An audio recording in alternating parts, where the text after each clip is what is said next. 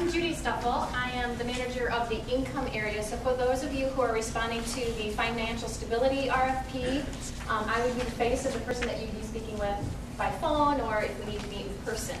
So I want to be able to lead you a little bit through each section now. We're getting into the content of what it is that you'll be writing about. So section A, as we've described it as organizational information, there's no point value to this information that you're offering, but it really sets the context for the volunteers to understand what it is that you're going to be proposing, what you're going to be talking about later within the RFP. So what we have found through our first 3-year RFP cycle is that organizations that propose work that's really close to their mission, it's easier for them to kind of follow the thread of information through writing the RFP. And so our volunteers want to see what your agency mission is. So you can leave it solely to the mission. We're not looking for the vision statement or values that you might have that are associated to how you operate your organization, solely your mission. Because that is going to help set up a profile for each of our RFPs that we will give to each volunteer.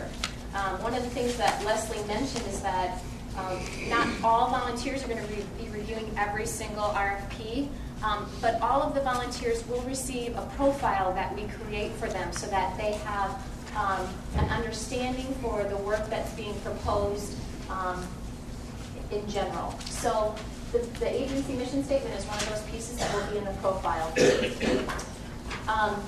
A2, again, no point value, but what we're looking for you to do is to provide a general overview about your agency's services and their purpose. So not all of you are going to be writing about every single facet of what you do within your organization. That's not going to be the scope of what you'll be writing for.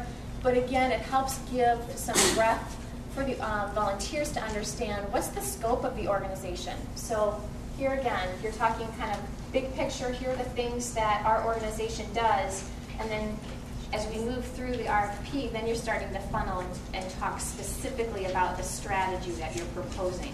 So again, sets context for the volunteers. So what we've put together is an example for you with the help of, whoops.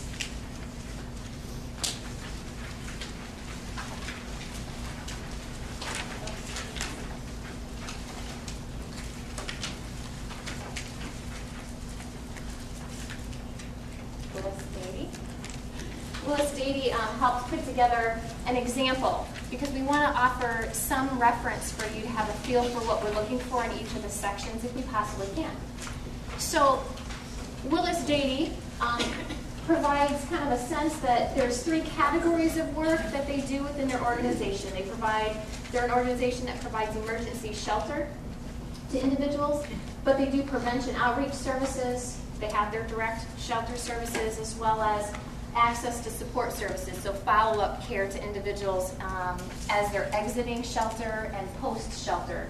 So what this shows you is if you have a lot that your organization does, we're looking for you to really condense it and what I like to say, make it chewable for a volunteer to see what are the chunky pieces of work that your organization does as a whole. So I know it's small print, but there's a brief description, so it's not lengthy, just enough of a tidbit to tell them what it is that you're doing in that area and why is it that you do it. How does that support your mission?